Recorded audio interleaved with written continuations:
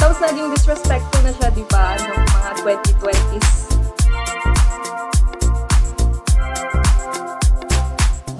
What's up, JSLs? Now you're here sa second part ng 7th episode of Is It Bawal, the Jonaxx podcast. I'm still here with Phoebe.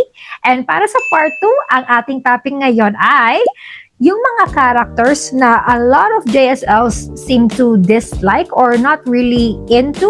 Pero in Phoebe's case, she likes these characters. So this is gonna be a little, I would say, maybe controversial, pero wag tayo walang mag-aaway dito, okay? Let's hear her side first, okay?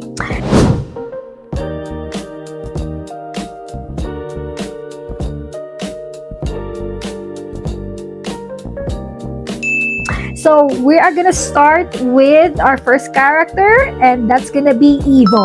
Okay, take it away, Phoebe. Why do you love this character? Well, kasi, first of all, si Evo talaga, actually, nung una, ayoko sa kanya eh. Like, nung una kong pagkabasa sa story niya, I mean, wala pa rin ako hatred sa kanya. I actually like his character talaga. Kasi napaka-sweet niya, mabait siya actually, ganon. Yun yung first impression ko sa kanya. According naman sa story ni Aya. And then eventually, di ba, parang yung nga nagka-conflict and then naanoy ako sa kanya eh. Pati, like, alam mo yung mapilit siya kay Aya kasi naalala ko yung confrontation nila. Yung kahit alam niya na pinili na niya si Ali. Pero parang ayaw niya i-sink in eh. Parang ganun. So parang naging mapilit siya kay Aya. Parang something na me and Aya share the same feelings na nakakainis na siya, nakakairita. Kailangan na talaga siyang sabihan ganun. Na wala. Like hindi ikaw yung mahal ko. Charits. And then actually, kaya ko din siguro na parang, pero yung hate ko kasi, yung inis ko kasi sa kanya, parang saglit lang eh. Kasi eventually, parang namahal ko talaga yung character niya eh. It's because na, lalo na yung sa ending. Like, ang sakit. Di ba siya yung Nagparaya na siya. Oh my God. Yeah. Like, I understand talaga, Evo. Like, I understand him na bakit ganun siya, the way he reacted. Unti-unti ko na naintindihan yung character niya, bakit siya ganun, bakit siya parang frustrated, something. Kasi yun nga, di ba, like, mahal niya si Aya, of course, parang ma-heartbroken. Normal talaga sa atin na ma-heartbroken ganun. Kasi iba yung, like, sila yung una. Oo, Sila yung una. And then, parang mas like, nung dumating na si Ali, doon na, nagbago na ang lahat. So, I do also kind of understand Evo, kung saan nang galing yung inis niya, yung galit niya. Although, yung time na yun is makainis siya, pero unti-unti ko talaga natutuhan yung character niya. You know, I try to understand him, and then yung sa ending talaga awang-awa ako sa kanya, like, ay oo, bakit pa ako ganito? Parang feeling ko ako pa yung may kasalanan kung bakit pa ako nagalit sa kanya eh, sa confrontation nila ni Aya. And then not knowing na his side also, siguro kung if I were on his shoes, siguro ma-frustrate din ako. Ganon. So yun na nga, eventually parang natuto kung mahalin yung character na to, lalo na nung yung sa ruling the wild waves, 'di ba? Kasi si Andra, like, she's well loved talaga sa mga Mercadehas boys. So nakita din natin kung paano alagaan ni Evo si little Andra natin. So yung parang napaka-sweet niya. And then pinagalitan niya pa dati si Kajik kasi may ginawa na naman kasungitan ng lalaking to.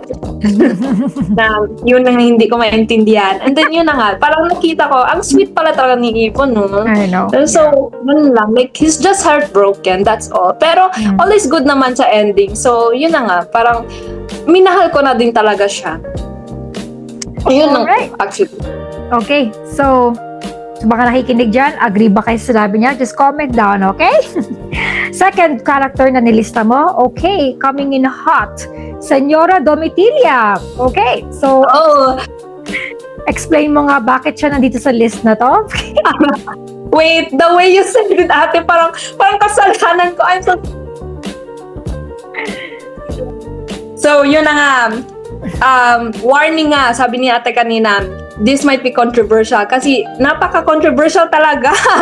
But I'm so sorry. I really just can't help it naman. I think because maraming reason actually kung bakit kahit parang same with Evo, like sa una nainis, nairita, and eventually minahal sila.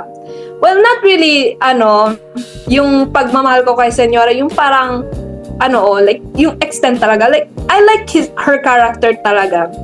Because aside from that, kasi I think nagbago yun yung pananaw ko sa kanya nung time na binabasa ko yung story ni Annalise. Yung Whispers of the Wind. We all know na si Senyora doon parang, ewan ko, parang siya pa yung inaapi doon eh. Wala siyang laban kay Annalise. Hindi nga kaya si Annalise. Yeah, funny din. And then, yeah, I do also kind of understand her side din. Kasi diba, like, nasa forced marriage din siya. Hindi niya gusto si Senyor eh. Gusto niya si Rodolfo. And then yun na nga, like eventually, just like Senyor Domitilla said na minahal niya si Senyor. Yeah. And then, yun na nga, wala na siyang pakialam sa buhay ng iba, ganun. Kasi yun na nga, parang she found peace. Matuto na niyang mahalin si Senyor after many years. Kasi 'di ba, I remember na nung pinanganak, lumabas si Anton and Uriel, parang hindi niya pa yung parang pa siya mahal niya pa daw noon si Rodolfo. Pero kaya nga parang yung lumabas daw si Ivo, I think it's made of love daw. Ganun. Yung sinasabi. Siya lang yung gawa sa pagmamahal. Yung gawa sa sama ng loob daw. Sama ng loob yung dalawa. Kaya daw ganun daw yung ugali. Oh, that's funny. Oh my gosh. Anyway, so, like, diba, like, dati, nakakainis kasi siya. But, parang naintindihan ko rin siya kasi she just wants the best sa family niya. Yeah. Kasi, siguro din, understandable naman din na magalit din siya dati kay Ace kasi yung nagsinungaling siya. Pero, I think na mas dapat magalit si Senyora kay kay Matilda. Pero siguro kasi, nung that time, akala kasi ni Senyora parang ginagamit lang ni Ace sila. For so, the money, understandable naman din na magalit siya. Mm-hmm. Kasi, I understand her perspective, si Domitilla. Kasi, she's a mom and a grandma. Of course, like, as a mom, you're always gonna have that protective instinct no matter what. Kahit na matatanda na yung mga anak mo or as a grandma, kahit malalaki na yung mga apo mo, you will still feel that protective, you will still gonna be the protective mama bear towards the people that you love. Kaya, syempre, hindi niya gugustuhin na may nanloloko sa mga anak at apo niya, nanloloko or gumagamit or whatever na pwedeng makasakit sa kanila. I know her methods are kind of, old school and kind of very rough, I would say, to the point na it can be seen as quite vile. Kasi yung methods niya, like, kita mo talaga na she is a powerful person and she knows that she can use that power para magawa yung gusto niyang gawin sa mga nagiging kalaban niya. Pero I know there's no excuse on doing those evil things, on being evil to other people. Pero in a way, you get why she is like that. She's just being a protective mama bear towards her family. Parang yun yung root cause lang naman nun. Because she loves her kids and her grandkids. So, I know the ends do not justify the means, but I just understand why she's doing it in the first place. Yun yung masasabi ko kay Domitilla. She could have approached the situation in a softer, a bit gentler, and a more civil way. Pero, we all know, Senyora, she does not hold back kapag may nangaapis or nakita niya nasasaktan yung mga mahal niya sa buhay. She will fight back. Like, she's not gonna stand down lang. Yung parang, hindi siya yung parang tipong, okay lang yun. Like, hindi siya ganun eh. Like, she will really fight ano ba yun? Fight fire with fire. Ganun siyang tipo kasing tao. So, yeah. I guess, in a way, yun yung parang maganda rin kay Senyor Domitila. Like, she loves fiercely, I would say. Parang ganun yung takeaway ko doon. Yun nga, like, siguro isa din, kaya ko din siya nagustuhan because of her character being so, like, yun nga, matapang siya, ganun. Like, she does not hold back. Tapos, kapag may ginawa ka sa kanya, 2 times nga itatapon sa'yo. Yes, oo. Mas matindi siya gumante, pabalik sa'yo. Yeah, kaya please don't mess with her. Tapos, yun na nga din. Siguro, sobrang stress niya din kasi patapon-tapon yung Merc di ba? Pinapasa-pasa sa mga iba-iba. Sino ba hindi ma-stress doon? I know. Kabukayan nila yun syempre. That's their business, yeah. That's why I totally understand her. Like, aside syempre she just cares for her kids and grandkids. Syempre yung business nila, syempre, it's a very important thing to handle. Ayaw niyang bumagsak, syempre, yung pinaghirapan mula pa sa asawa niya, di ba? So, I totally understand where she's coming from. Okay, so going to the next character. Alright, alam nating lahat na red flag to, lalaking to. From the Elizalde brothers, Noah Elizalde. Okay, take it away. Okay, guys, I can explain. Charis, no, guys, no, seriously, my JSLs, kahit hate nyo talaga siya, I just really can't hate him talaga. Hindi ko alam bakit. Promise. Like, I think we and Megan are just the same lang talaga. Ang bilis namin makuha ang loob. Diyos ko. Marunto kayo! Yun ibig sabihin. I'm sorry. I really tried, guys. I really tried. Naintindihan ko talaga yung galit nyo, promise. Like sa story pa lang ni Rosen. Kasi una ko talaga nabasa, of course, yung story nila Corinne and Rosen. Mm-hmm. So doon pa lang sa story mismo nila, di ba, ang taksil ko. Sabi ko, akala ko kay Rosen ako mahuhulog Kasi siya din yung fan favorite. We all know that he's the fan favorite. We all know that everyone loves Rosen. Mm-hmm. And then, kahit doon parang, medyo annoying naman din sa akin si Noah nun. Pero parang, I just really can't seem to hate him doon. Mas lalo talaga niya nakuha ang loob ko doon sa story niya mismo. Maybe because, type ko yung mga, yung may mga talent, yung marunong, yung kakantahin ako. Nadala ka sa gitara. No! May iba pa. Please, I'm so sorry, guys. Nadala talaga ako yun sa talent ni Noah. Like, same talaga kami ni Megan Parang attracted doon sa mga, yung ang sungit sa iba, pero sus, kapag kayo lang dalawa maiwan, napaka-sweet, di ba? Kinantahan ka pa, my God, girl. Saan ka makahanap ng ganyan? I'm sorry. Fair. And then yung mga, nakalimutan ko na, may ginawa ba iba si Noah? Charis. Like, yun na nga, di ba? Like, sinasabi nga nila, like, kulang pa yung paghahabol niya. Mm-hmm. Parang hindi namin feel ni Megan. Oo. Tanggap namin. Bilis bumigay I'm so sorry, guys.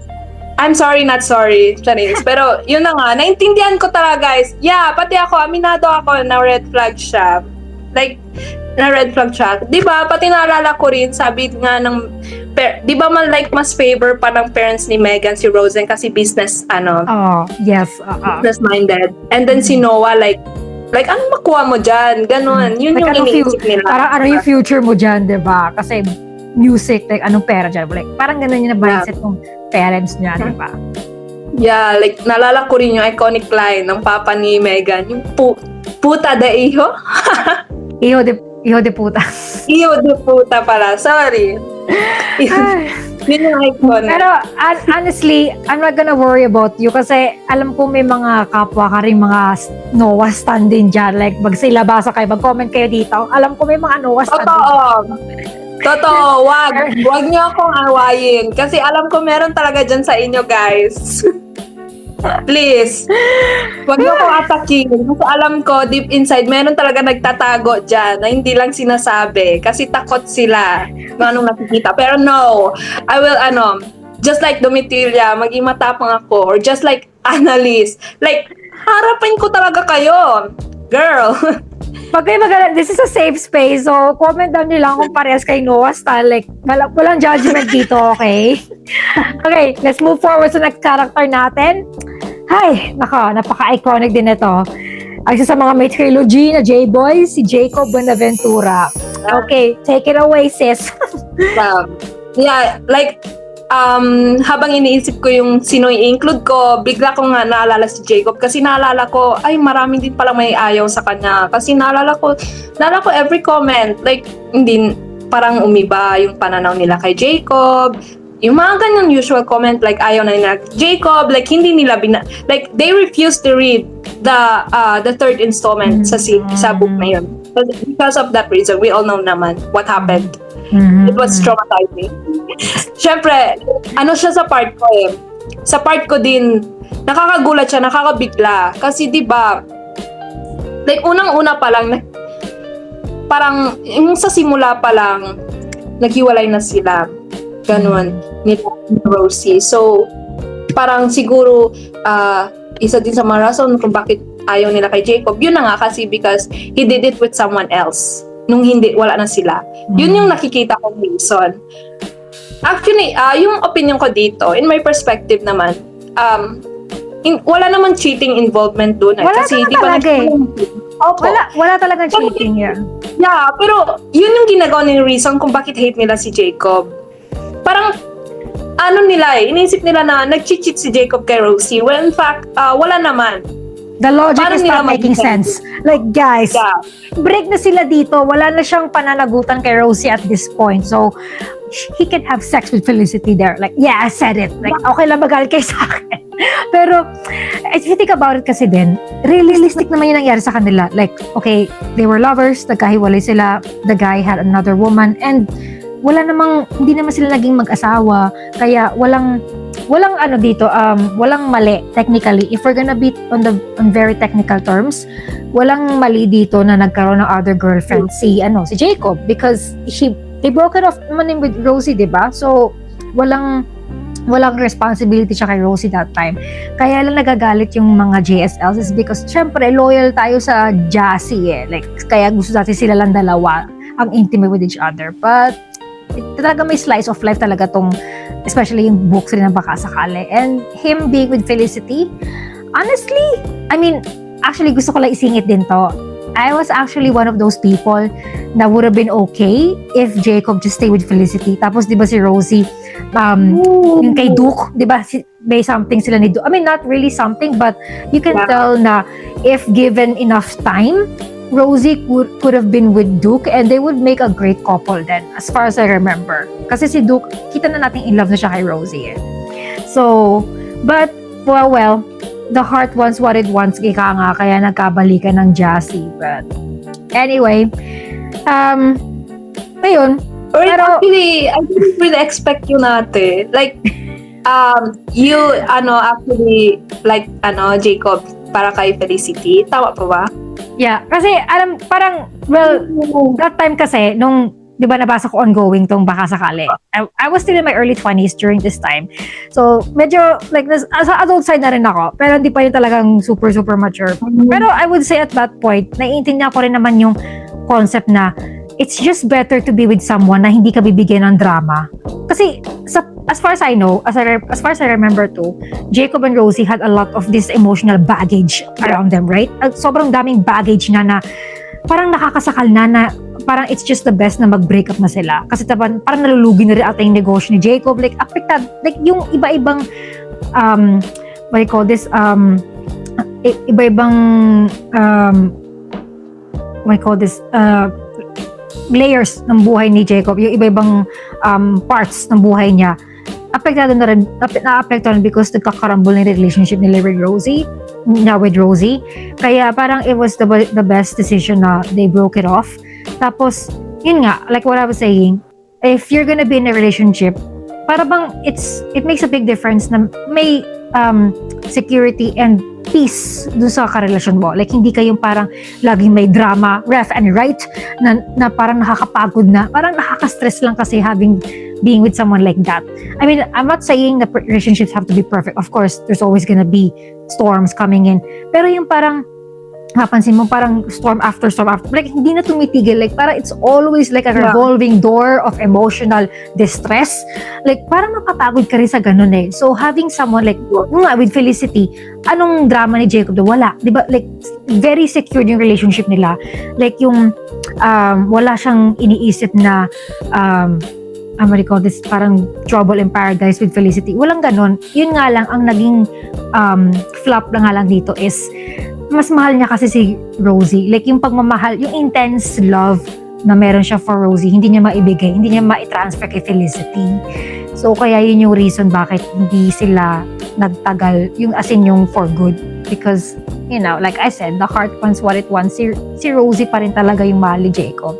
And same goes for Rosie as well. So, that's my 2 cents about it. But, I mean, don't hate Jacob. Like, ang masasabi ko lang dito, I mean, Jacob is still worthy of being a beloved character.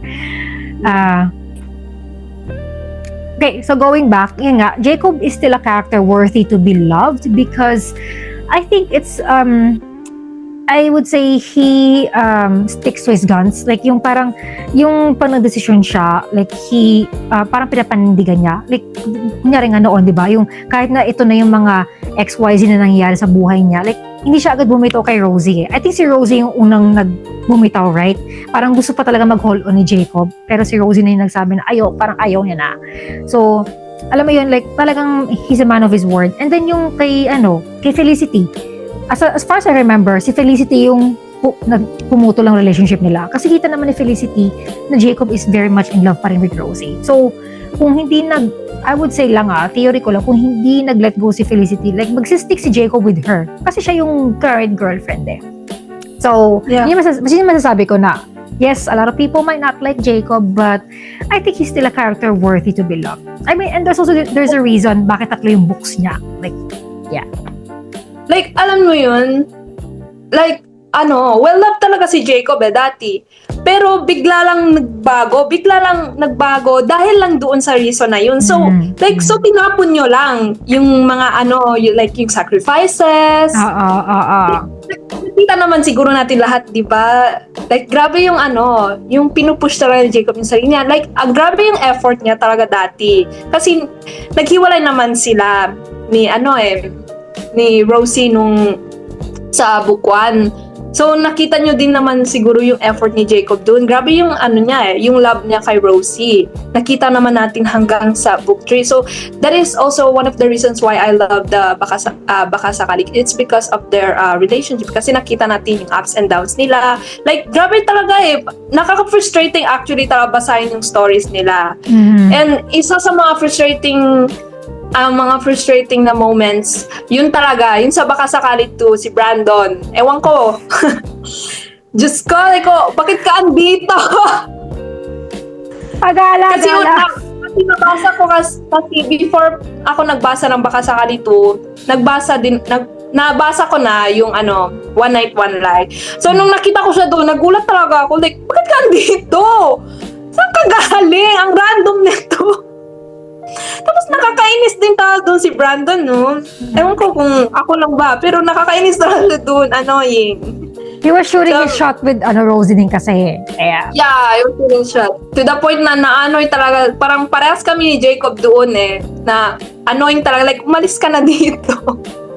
Although I still love Brandon, no? Pero annoying lang talaga siya doon. But that doesn't become, it won't become a reason na bakit ko siya i-hate. But anyway nga, I really love Jacob's character kasi siya, totoo. Ganon. Totoo. And then, like kahit masakit na yung pinagdaanan nila ni Rosie, diba? Like sila pa rin sa last. Like, talaga, yung love kasi ni Jacob is something na parang gusto ko rin maranasan. Uy! Ay! Like, Dapat babalik ka sa akin. Fierce love. Fierce love. Oh. Okay. So, okay, dito tayo sa last part ng list natin. Yung huli mong sinulat. Si Piper. Oh my gosh. Okay, we all remember who Piper is. Siya yung Yes, thank you. nasa trip, right? Thank Yung you po. naging parang situation, well, not situationship, pero may something na sila ni Yeshua. Parang MU pa lang silang dalawa nun eh. Hindi sila, alam ko hindi sila naging official, pero may understanding na silang dalawa, right? Tama ba ako? Ay, gano'n po. Ay, hindi ko, basta ang alam ko is, basta lagi sila nagkakasama eh. Mhm. According sa mga sa POV ni Lillian. Like, nakikita si Yeshua, like, ano siya, kasama sila ni Piper. And then, thank you nga pala ate, kasi nakalimutan ko yung pangalan niya eh. Thank you for reminding me that it was Piper. No worries. Hinahanap ko kasi yung name. Okay, so take it away. Bakit mo siya love despite na maraming haters ang babaeng to? Yeah. Because I do kind of understand her kasi I'm not sure, pero ano ba yun? Hindi niya po ba alam? Akala niya na iniwan lang po siya. Yes, oo. Like, Yeah, wala yun na nga. na lang. Kasi di ba ayaw pa alam ni Yeshua ayaw ni Yeshua ipaalam ni Lillian kay Piper yung medical condition niya. So, that's why Piper thought she got ghosted. So I can really see, and I could also understand her kung saan galing yung mga frustrations niya, yung galit niya. Mhm. It's because naman na wala siyang kaalam-alam. Mhm. She was hurt, of course. She was a was. teenager back then. Yeah. Yeah. At madadalag na talaga yun eh. Kasi nga, di ba, parang she felt so betrayed. Like, iniwan mo lang ako ganyan. Iniwan mo lang. Tapos, parang, feel mo talaga na, yun na nga, na-ghosted ka. Feel mo talaga na parang niloko ka lang eh. Mhm. At actually, nakakadagdag talaga siya sa mga insecurities. I do Yes. get understand where hate came from. Yes. Lalo na yung valid naman din talagang crush out niya. Pero nakakainis lang. Pero totoo, like, may feelings pa rin na nainis ako sa kanya before. Pero parang after knowing her side, parang bigla na wash out sa akin. So, I do slowly like her character talaga eh. Lalo na naawang-awa talaga ako nung binuhos na niya lahat. Nung after knowing what happened to Yeshua's situation talaga. I know. Parang doon na siya. Parang nag-sink in na sa kanya lahat. Na-realize na niya. Parang bigla siyang naging parang she became weak because of that. Mhm. And I feel really sorry for her. Kasi, yun na nga, all those years, she's been carrying the grudge. Mhm. Not knowing the real situation. Exactly. Kung Yeah. siguro kung ako sa situation ni Piper, kapag ginanyan ako ni Yeshua, of course, magagalit talaga ako. Nakaka-bitter Totoo. talaga yung gano'n. Nakaka-bitter Opo. yun, no? Iniwan ka sa dilemma, tapos ganun pa rin nangyari. Oh my God. So parang inisip mo, like, niloko ka lang, like, ginamit lang niya ba talaga ako? Pangpalipas ng oras? Ganun. Like, insecurities would, I know. go straight into my head. Ganun. So, Tapos, it's, yeah. ano po yun? Tapos, nalala ko lang ngayon, I think yung mostly ba't nainis sa kanya yung Jesus is because, di ba nagpapakita siya ng gusto niya si Rigel. Tapos, Yeah. like, she's shooting her shot on Rigel. Pero, syempre, as we all know, Rigel only has eyes for Lily. And, sino mo makakalimut yung pangalan niya sa contacts ni Rigel? Piper Office. Ay! Yeah! Oh my God! Now I remember. Naalala ko rin yan. Like, ang epic talaga eh. Ang funny lang talaga yun. Parang it gives the same energy as Mama Globe, Mama Smart ba yan? Opo. Yeah. Pero yun na nga po, like, I don't know kung agree din ba ako, like, kasi diba, like, may galit din siya kay Lillian. Siguro kasi, kawawa naman din si Lillian, like, nadamay siya. I know. Pero I really do kinda understand Piper talaga. But she should have been just lang talaga kay Lillian eh. Like, not talaga to the point na magalit siya kay Lillian. Parang yung something na may isisi siya. Parang like this in psychology, we call this like displacement. So, iniisip niya na parang lahat yung galit niya sa isang tao, ibubuhos niya sa mas vulnerable. Diba? Kasi at the time, Lillian, she's been going through so much. And like, nakakagulat talaga, like, sunod-sunod nawalan siya ng mga mahal sa buhay. I know. That was really sad. Oh my God. tingin ko yung nangyari kay Piper kasi parang gusto niya may scapegoat siya. Gusto niya may maturo. Yung naging dahilan ng lahat nung hinanakit na nangyari sa buhay niya. Pero, ang maganda dito, I remember naman na she redeemed herself in the end. Yun yung parang naging redemption arc niya, diba? At least, right? So, it was still always well in the end. So, tapos diba, if you remember, yung sa Ask Jonaxx sa mga signing, sinasabi na, masaya, tinatanong, kamusta na si Piper, Ate Jay? Sabi niya, ayun, masaya na siya. So, that's kind of like a glimmer of hope na she's doing much better na. Diba? Like, after knowing the situation na parang, parang dahan-dahan gumagana yung pakiramdam na. And that's also, one thing I like about the story sa trip kasi all is well at the end. Parang nakahanap pa rin sila ng way. Even though na hindi na mababalik yung past, parang nagkakaroon sila ng own coping mechanisms nila. Even though na hindi na nila ma-change yung past, at least naman sa present naman, parang unti-unti nila nahahanap yung way kung paano nila ma-cope yung mga nangyayari sa kanilang challenges. So, these characters are very strong and I really love about how Ate J made these characters. Kasi parang nakahanap ng yun nga, ate, like, nagkaroon ng redemption arc yung Piper natin. So, yeah. Yeah. And to wrap it up, I love how multidimensional yung characters na to. Kasi as you can see, itong mga pinag-usapan natin sa part 2, like meron silang good and bad side. Like they're not just like purely good or purely bad. Yung talagang meron silang mga parts of them that you will love, may mga parts of them na parang, oh, like stay away from me. Like, so, alam mo yung complex characters, ika nga. So, there's this depth in them na you want to understand on why they did the things they did in the first place. Because on the end of the day, mga tao rin naman sila na may mga pakiramdam, mga nagmamahal din. And the decisions and the actions that they've made, there are reasons, there are logical reasons behind why they did it in the first place. It might not be agreeable to all people, pero if you have like an open mind, you will definitely see bakit na-trigger silang gawin yung mga ginawa nila. So, ganun lang naman. And alam ko may mga nakaka-relate dyan sa mga pinag-usapan namin. So, don't hesitate na mag-comment down below lang, okay? May mga gusto ko bang i-add before we wrap up this episode?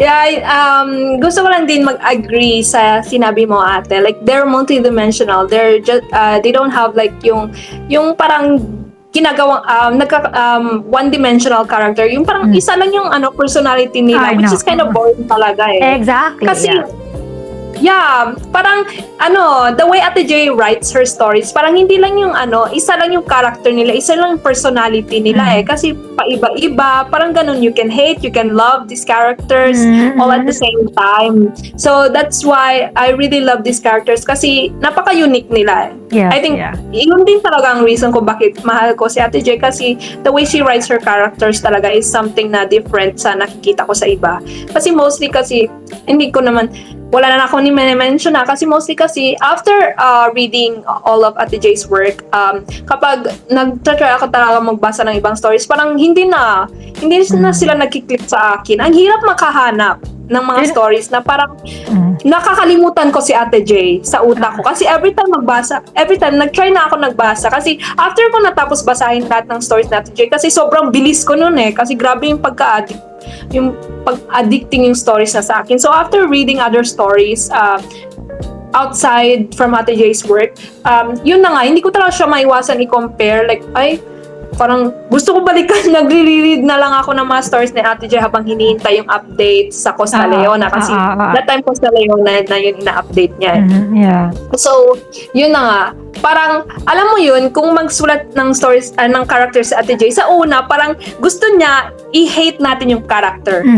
Pero eventually, parang nagbibigay siya ng reason kung i-hate pa ba natin siya or magbabago yung pananaw natin sa kanya. Parang ganun, di ba? Like, paiba-iba. So, I think kaya may something siguro sa topic na to magiging controversial sa iba kasi yun nga, the way she writes her characters na nakadepende sa atin if we either hate or love them or continue to love them. Ganun. So, that is all for my part po talaga. All right. Thank you so much for sharing all those insights. They were really interesting, and I know it would stir some thoughts din sa mga nakikinig ngayon. So, like I said, just comment down, pero wag lang kayo makikipag-away, okay? We can always agree to disagree naman. All right? That's the space for this. Okay, so guys, that wraps up episode 7 part 2 of this podcast, and display namin dito yung mga socials namin. So, follow us please. And that wraps it up, okay? And I will see you again on the next episode. Thank you so much, Phoebe, for your time. All right? Okay, take care, guys. Bye!